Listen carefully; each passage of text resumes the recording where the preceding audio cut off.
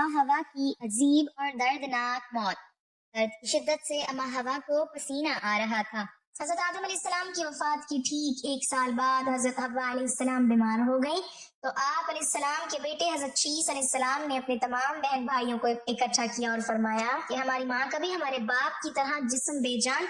बिस्मिल्लाहिर्रहमानिर्रहीम। हजरत आदम अलैहिस्सलाम से पहले दुनिया में क्या था? ये वो सवाल है जो हम सबके ज़हन में आता है कि कायनात में इंसानों के बसने से पहले आखिर क्या था। एक सहाबी ने हुजूर सल्लल्लाहु अलैहि वसल्लम से सवाल किया कि ए अल्लाह के रसूल सल्लल्लाहु अलैहि वसल्लम, जमीन और आसमान को पैदा करने से पहले हमारा परवरदिगार कहाँ था? आप सल्लल्लाहु अलैहि वसल्लम ने फरमाया कि तब अल्लाह के सिवा और कुछ नहीं था। फिर उसने पानी पर अपना अर्श बनाया, गोया ये इस कायनात की इब्तिदा थी। फिर अल्लाह ने कलम को पैदा किया और उसको हुक्म दिया कि लिख, और कलम ने अल्लाह ताला के हुक्म और उसके इल्म से कयामत तक होने वाला सब कुछ लोहे महफूज में लिख दिया। इसके बाद आसमान और जमीन की 6 दिन में तख्लीक की गई। यमन से आए हुए एक वफद ने हुजूर सल्लल्लाहु अलैहि वसल्लम से कहा कि हम आपसे दीन की समझ और कलम की इब्तिदा जानने के लिए आए हैं, तो आप सल्लल्लाहु अलैहि वसल्लम ने फरमाया जिसका मफहूम ये है कि सबसे पहले सिर्फ अल्लाह था, उसका अर्श पानी पर था, फिर उसने कलम को पैदा किया, उस कलम ने लोहे महफूज पर कयामत तक होने वाले तमाम वाकयात लिख दिए। फिर आसमान और जमीन को पैदा किया गया। उसकी जो तरतीब हमें रिवायत से पता चलती है वो कुछ यूं है कि अल्लाह ताला ने हफ्ते के दिन मट्टी यानी जमीन को पैदा किया। जब अल्लाह ने जमीन बनाई तो वो कांपने लगी। फिर अल्लाह ने इतवार को इसमें पहाड़ बनाए, जमीन को सहारा देने के लिए ऐसे जैसे इसमें कील ठोक दिए, उससे जमीन साकिन हो गई। पीर के दिन उसमें दरख्त उगाए, मंगल के दिन तकालीफ, मुसीबतें, जरासीम और बीमारियां बनाई, बुध के दिन नूर को पैदा फरमाया, जुमेरात को जमीन में चौपाए बनाए और उन्हें जमीन पर फैला दिया, और फिर जुम्मे के दिन की आखिरी घड़ियों में यानी असर के बाद हजरत आदम अलैहिस्सलाम को पैदा फरमाया। गोया अल्लाह ताला ने इंसान की पैदाइश से पहले उसकी आसाइशों के लिए जमीन और उस पर जरूरत की तमाम अशिया पैदा फरमा दी थी। यानी मखलूक की इब्तिदा में आखिरी नंबर पर इंसान को पैदा किया गया, और नस्ल इंसानी में सबसे पहली तख्लीक हजरत आदम अलैहिस्सलाम की थी। वो तमाम इंसानों के बाप हैं। इंसानों की पैदाइश से पहले फरिश्तों और जिन्नों की तख्लीक भी हो चुकी थी। फरिश्ते अल्लाह ताला की वो मखलूक है जिनका असल ठिकाना आसमान है, और वो जमीन वालों के लिए इस्तगफार करते हैं। फरिश्तों को नूर से पैदा किया गया, जबकि जिन्नों की पैदाइश आग से की गई, और इंसानों की तख्लीक मट्टी से हुई। इब्लीस जो कि शैतान था वो भी फरिश्तों में से नहीं बल्कि जिन्नों में से था, और उसकी तख्लीक भी आग से की गई। कुछ रिवायात से पता चलता है कि आदम अलैहिस्सलाम से 2000 साल पहले जन्नात पैदा किए गए, और जब वो फितना फसाद में हद से आगे बढ़ गए तो अल्लाह ताला ने उनकी तरफ फरिश्तों का एक लश्कर भेजा। उनमें खूब मार का आराई हुई, और इसमें फरिश्तों ने जिन्नों को तहस नहस कर दिया, और वो समंदरों के जजीरों में पनाह लेने पर मजबूर हो गए, और आज तक उनके रहने की जगह यही जजीरे हैं। इब्लीस यानी शैतान जो कि जन्नात का सरदार है, उसका एक तख्त है और वो तख्त पानी पर है। इब्लीस का असल नाम अज़ाज़ील था, और उसकी नाफरमानी के बाद उसे इब्लीस का नाम दिया गया। इब्लीस का वो तख्त हकीकतन किस जगह पर है ये हम नहीं जानते। खैर, जब अल्लाह ताला ने जमीन को इंसानों के जरिए से आबाद करना चाहा तो इंसान की तख्लीक फरमाई, क्योंकि जिन्नों में इंसान जितनी फहम फरासत नहीं थी। कहा जाता है कि जिन्नों में सबसे ज्यादा इल्म रखने वाला जिन इंसानों में से एक 10 साल बच्चे के बराबर अकल रखता है। अल्लाह ने इंसान की तख्लीक करके उसमें रूह फूंकी। फिर अल्लाह ने फरिश्तों से फरमाया कि मैं जमीन पर अपना नायब बनाने वाला हूँ। फरिश्तों ने अल्लाह से पूछा कि ऐसी मखलूक को क्यों पैदा करता है जो जमीन पर फसाद करे और खून बहाए, और हम हर वक्त तेरी तारीफ और पाकीज़गी बयान करते हैं। जिस पर अल्लाह ताला ने फरमाया कि जो कुछ मैं जानता हूँ वो तुम नहीं जानते। फरिश्तों के इस सवाल के 2 मकासद थे। पहला ये कि क्या ये भी जिन्नों की तरह जमीन पर फसाद करेंगे, और दूसरा ये कि क्या हमसे तेरी इबादत में कोई कोताही हुई है। बहरहाल जब अल्लाह ताला ने हजरत आदम अलैहिस्सलाम को पैदा किया तो जमीन से मट्टी लाने का हुक्म दिया। फिर अल्लाह के पास उसके हुक्म के मुताबिक मट्टी लाई गई। वो मट्टी अल्लाह ताला ने पूरी जमीन से उठवाई थी। यही वजह है कि हजरत आदम अलैहिस्सलाम की औलाद जमीन के रंग के मुताबिक ही जाहिर हुई, बाज सुर्ख, बाज सफेद, बाज स्याह और बाज उसके दरमियान। इस मट्टी को पानी से तर किया गया तो ये 3 बन गई। कुरान मजीद में बाज जगह इंसान की तख्लीक के लिए तुर्राब का लफ्ज आया है, यानी कि खुश्क मट्टी, और बाज दफा 3 का लफ्ज आया है जो कि भीगी हुई या तर मट्टी को कहते हैं। जब पानी को मट्टी से भिगोया गया तो वो लेसदार होना शुरू हो गई। फिर अल्लाह ताला ने खुद अपने मुबारक हाथों से इस मट्टी से इंसान का ढांचा तैयार फरमाया। अल्लाह ताला ने इंसान की तख्लीक फरिश्तों के सुपुर्द नहीं की, बल्कि इंसान को खुद एक मूर्ति मूर्ति की सूरत में ढाला। इसके बाद एक मुकर्ररा मुद्दत तक उसको छोड़े रखा, यहाँ तक कि वो गीली मिट्टी खुश्क हो गई और इसका रंग स्याह हो गया और उसमें से बदबू आने लगी। फिर वो खुश्क होकर खनखनाती मिट्टी बन गई और आखिर में आग पर पकी हुई मिट्टी की सूरत इख्तियार कर गई, जिसे कुरान पाक में फखार कहा गया है। इस मिट्टी के लिए और भी कुछ अल्फाज कुरान मजीद में मिलते हैं, मसलन हुमायून यानी स्याह मिट्टी, मसनून यानी बदबूदार मिट्टी, सल्सल यानी खनखना कर बोलने वाली मिट्टी। तख्लीक आदम अल्लाह ताला का एक करिश्मा है, इंसानों को एक बेहतरीन शक्ल अता की गई। उस वक्त इंसान का कद बहुत लंबा था और उनके बाद आने वाले लोगों के कद घटते चले गए। इंसानों में सबसे लंबा कद हजरत आदम अलैहिस्सलाम का था। एक रिवायत में हजरत आदम अलैहिस्सलाम का कद 60 हाथ बयान किया गया है। बहरहाल जब अल्लाह ताला ने इंसान का ढांचा बनाकर उसे खुश्क होने के लिए एक मुकर्रर मुद्दत तक छोड़े रखा तो इब्लीस यानी शैतान उसके इर्द गिर्द चक्कर काटने लगा। वो इस ढांचे को ठोकर मारता तो उसमें से ऐसी आवाज आती जैसे खाली मिट्टी के मटके से आती है, और उसने देखा कि ये ढांचा पेट वाला है तो वो समझ गया कि ये मखलूक अपने आप पर काबू नहीं रख पाएगी। हजरत आदम अलैहिस्सलाम में रूह डालने से पहले फरिश्तों का गुजर उस ढांचे के पास से हुआ तो वो घबरा गए और इब्लीस भी ढांचे के आसपास से गुजरता तो ठोकर मार कर कहता कि तुझे किसी खास मकसद के लिए पैदा किया गया है। ये कहकर वो इसके मुंह के रास्ते में दाखिल हो जाता और कमर के रास्ते बाहर आ जाता। और फिर उसने फरिश्तों से कहा कि इससे घबराने की कोई जरूरत नहीं है, अगर मुझे इस पर मुसल्लत किया गया तो मैं इसे हलाकत में डाल दूंगा, और अगर इसे मुझ पर मुसल्लत किया गया तो मैं यकीनन इसकी नाफरमानी करूंगा। यानी अभी हजरत आदम अलैहिस्सलाम में अल्लाह ताला ने रूह भी नहीं फूंकी थी, तब से इब्लीस की इंसान से अदावत और दुश्मनी वाज़ेह थी। फिर अल्लाह ताला ने हजरत आदम अलैहिस्सलाम में अपनी रूह फूंकी। जैसे ही रूह इस मुजस्समे में सर की तरफ से दाखिल की गई तो हजरत आदम अलैहिस्सलाम को छींक आ गई। हजरत आदम अलैहिस्सलाम से कहा कि अल्हम्दुलिल्लाह कहिए। उन्होंने कह दिया। अल्लाह ताला की इस तारीफ के जवाब में अल्लाह ताला ने फरमाया कि तुझ पर तेरा रब रहम फरमाए। जब रूह उनकी आंखों में दाखिल हुई और उनकी आंखों ने जन्नत के फलों को देखा तो गौर फिक्र करने लगे। फिर रूह पेट में दाखिल हुई तो खाने की तलब हुई, यानी रूह अभी टांगों तक नहीं पहुंची थी और खाने की ख्वाहिश महसूस होने लगी।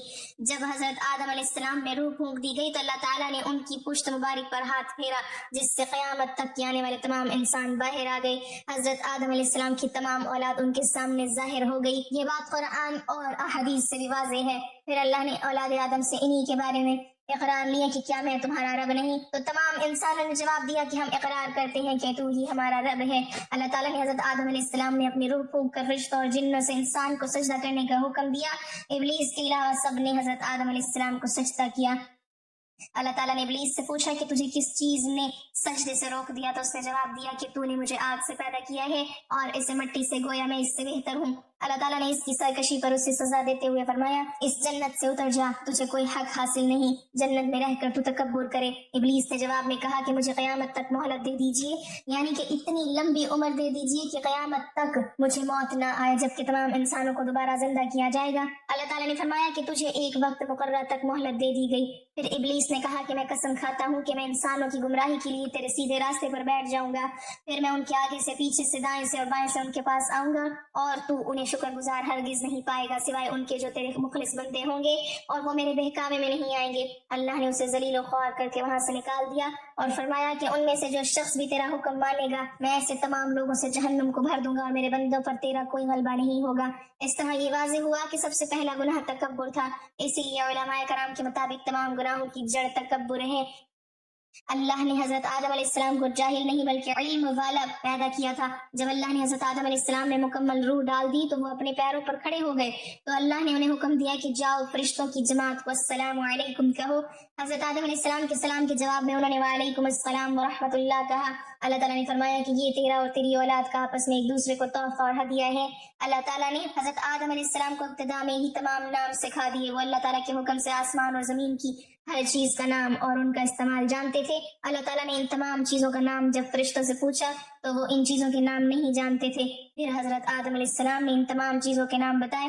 तब अल्लाह ताला ने फरिश्तों से फरमाया कि क्या मैंने तुम्हें नहीं कहा था कि मैं वो जानता हूँ जो तुम नहीं जानते? फिर एक रोज जब हजरत आदम अलैहिस्सलाम सो रहे थे तो अल्लाह ताला ने उनकी बाई पसली से हजरत हव्वा अलैहिस्सलाम को पैदा फरमाया और उन्हें हजरत आदम अलैहिस्सलाम का हमसफर बनाया। जब हजरत आदम अलैहिस्सलाम बेदार हुए तो उन्होंने हजरत हव्वा अलैहिस्सलाम को पास बैठे देखा। उन्होंने पूछा कि तुम कौन हो? उन्होंने जवाब दिया कि मैं औरत हूँ। हजरत हव्वा अलैहिस्सलाम क़यामत तक आने वाली तमाम औरतों में सबसे ज्यादा खूबसूरत थी। हजरत आदम और हजरत हव्वा अलैहिस्सलाम दोनों जन्नत में रहते थे। उन्हें नूर का लिबास पहनाया गया। जब इब्लीस ने उन्हें गुमराह करना शुरू कर दिया اور اللہ نے جس درخت کے پاس جانے سے انہیں منع کیا تھا شیطان نے انہیں وہی کھانے پر مجبور کر دیا اور اس پر جھوٹی قسمیں بھی کھائی. انہوں نے اس درخت سے کھا لیا اور اللہ تعالیٰ کی نافرمانی کے مرتکب ہوئے. اللہ تعالیٰ نے ان سے نور کا وہ لباس لے لیا اور وہ برہنہ ہو گئے. وہ اس درخت کے پتوں سے اپنے آپ کو ڈھانپنے لگے لیکن اس گناہ کے بعد غرور و تکبر کی جگہ وہ اللہ تعالیٰ سے معافی مانگنے لگے اور اس کی مغفرت کے طلبگار ہوئے. اس سے یہ بتایا گیا کہ خطا انسان کی فطرت کا حصہ ہے کیونکہ وہ فرشتوں کی طرح معصوم نہیں ہے. پھر اللہ تعالیٰ نے انہیں جنت سے نکل جانے کا حکم دیا اور فرمایا کہ تم زمین پر رہو اور تم ایک دوسرے کے دشمن ہوں گے. پھر وہ دونوں زمین پر اترے اور انہی کے ساتھ ابلیس بھی زمین پر اترا. حضرت آدم اور حضرت حوا علیہ السلام نے اپنے رب سے معافی کے کلمات سیکھے. ایک روایت کے مطابق حضرت آدم علیہ السلام کو ہند میں جبکہ حضرت حوا علیہ السلام کو جدہ میں اتارا گیا. پھر وہ ایک دوسرے کو ڈھونڈنے لگے اور آخرکار میدان عرفات میں ان کی ملاقات ہوئی. حضرت حوا علیہ السلام نے 20 ولادتوں میں 40 بچوں کو جنم دیا. ہر ولادت میں ایک لڑکا اور ایک لڑکی پیدا ہوتی تھی. سب سے پہلا جوڑا قابیل اور اس کی بہن کمین کا تھا اور اس طرح زمین پر نسل انسانی کی افزائش شروع ہو گئی. حضرت عبداللہ بن عباس رضی اللہ تعالیٰ عنہ نے ارشاد فرمایا بے شک اللہ پاک نے آدم کو جمعے کے دن عصر کے بعد پیدا فرمایا اور آپ کو ظاہری زمین کی ایک مٹھی مٹی سے پیدا فرمایا. اس لیے آپ کو آدم کہتے ہیں اور آپ کی اولاد کو آدمی یعنی آدم والا کہتے ہیں. حضرت آدم علیہ السلام کا مبارک خمیر جس مٹی سے تیار ہوا اس سے بچ جانے والی مٹی شریف سے کھجور کا درخت بنایا گیا. جیسا کہ حضرت مولا علی رضی اللہ تعالیٰ عنہ بیان کرتے ہیں کہ حضور صلی اللہ علیہ وسلم نے ارشاد فرمایا کہ کھجور کا احترام کرو کیونکہ یہ تمہارے والد حضرت آدم علیہ السلام کی بچی ہوئی مٹی سے پیدا کی گئی ہے. اللہ پاک نے حضرت آدم علیہ السلام کو بغیر ماں باپ کی مٹی سے پیدا فرمایا. اللہ پاک نے حضرت آدم علیہ السلام سے حضرت بی بی حوا کو پیدا فرمایا. حضرت آدم علیہ السلام نے ان کی طرف دست محبت بڑھانے کا ارادہ کیا تو فرشتوں نے عرض کی اے آدم ٹھہر جائیں پہلے ان کا مہر ادا کریں. آپ علیہ السلام نے فرمایا ان کا مہر کیا ہے؟ فرشتوں نے عرض کی ان کا مہر یہ ہے کہ یہ ہمارے سردار حضرت محمد مصطفیٰ صلی اللہ علیہ وسلم پر 3 یا 10 مرتبہ درود پاک پڑھیں. چنانچہ آپ علیہ السلام نے درود پڑھا اور فرشتوں کی گواہی سے آپ کا حضرت بی بی حوا سے نکاح ہو گیا. اس سے معلوم ہوا کہ نبی پاک صلی اللہ علیہ وسلم پر موجود چیز کے لیے وسیلہ ہیں یہاں تک کہ اپنے والد حضرت آدم علیہ السلام کا بھی وسیلہ ہے.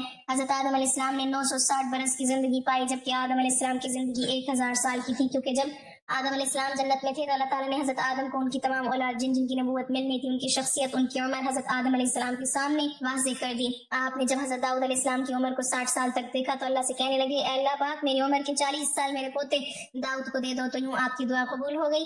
اللہ نے آدم علیہ السلام کو 2 فرزند عطا کیے حابیل اور قابیل. لیکن شیطان کے وسوسوں کی وجہ سے جب قابیل کے ہاتھوں حابیل قتل ہوئے تو حضرت آدم علیہ السلام اندر سے ٹوٹ گئے اور بار بار اللہ کے دربار میں دعا مانگنے لگے. ایک دن حضرت جبرائیل علیہ السلام حضرت آدم علیہ السلام کے پاس آئے اور فرمایا اے آدم اللہ تمہیں ایسا بیٹا دینے والے ہیں جس کے نسب سے انبیاء اور اولیاء زمین تک پہنچیں گے. اس کا نام شیس رکھنا. شیس کا مطلب ہے کہ اللہ کا عطا کیا گیا تحفہ. اور یوں اللہ نے آدم کی نسل کو زمین پہ بھیجا.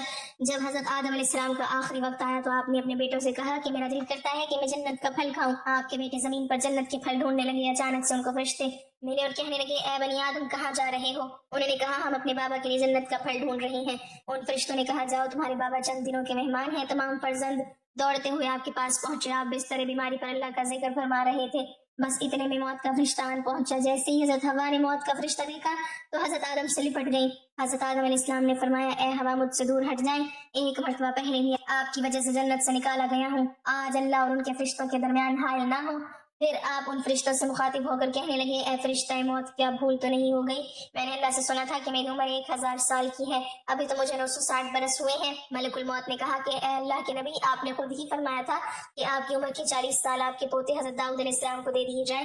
پس حضرت آدم علیہ السلام کی روح قبض کی گئی. آپ کو غسل فرشتوں نے دیا اور جنت کی خوشبو آپ کے جسم مبارک کو لگائی گئی. پھر آپ کی نماز جنازہ فرشتوں نے حضرت جبرائیل علیہ السلام کے پیچھے ادا کی. زمین کھود کر آپ کی تدفین ہوئی اور تمام انسانوں کے نزدیک اللہ کا یہ حکم نافذ ہوا کہ جب بھی کسی کا انتقال ہو اس کے جسم کو ایسے ہی تدفین کرنا. آج بھی ان فرشتوں کی سنت پر اہل ایمان عمل کر کے اپنے بزرگوں کی تدفین کرتے ہیں.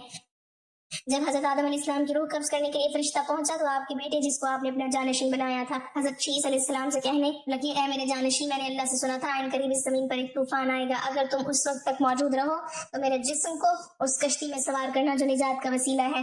اگر تم اس وقت تک زندہ نہ رہو تو اپنی اولاد کو وصیت کرنا کہ میرے جسم کو کشتی نوح میں سوار کرے. تاریخ میں لکھا ہے کہ جب طوفان نوح آیا تو حضرت نوح علیہ السلام نے اپنی کشتی میں حضرت آدم علیہ السلام اور حضرت حوا کے جسم مبارک کو سوار کیا اور بیت المقدس یا عراق میں اس جگہ تدفین کی جہاں انہوں نے اپنی قبر بنائی. آدم علیہ السلام کی وفات کے ٹھیک 1 سال بعد حضرت حوا علیہ السلام بیمار ہو گئی تو آپ علیہ السلام کے بیٹے حضرت شیس علیہ السلام نے اپنے تمام بہن بھائیوں کو اکٹھا کیا اور فرمایا کہ ہماری ماں کا بھی ہمارے باپ کی طرح جسم بے جان ہونے لگا ہے. چنانچہ تمام اولاد حضرت ہوا کے گرد جمع ہو گئی، لیکن حضرت ہوا نے سب کو باہر نکال دیا اور فرمایا کہ ابھی باہر جاؤ، مجھے فرشتوں سے ملنے دو، جب میری روح پرواز کر جائے تو اندر آ جانا۔ اللہ سے دعا ہے کہ وہ ہمیں تمام برائیوں سے دور فرما کر نیک عمل کرنے کی توفیق عطا فرمائے، اور ہمیں نبی پاک صلی اللہ علیہ وسلم اور ان کے آل پاک سے سچی اور پکی محبت عطا فرمائے، آمین۔ ناظرین، کمنٹ باکس میں اللہ تعالیٰ کے 99 ناموں میں سے ایک نام ضرور ٹائپ کریں۔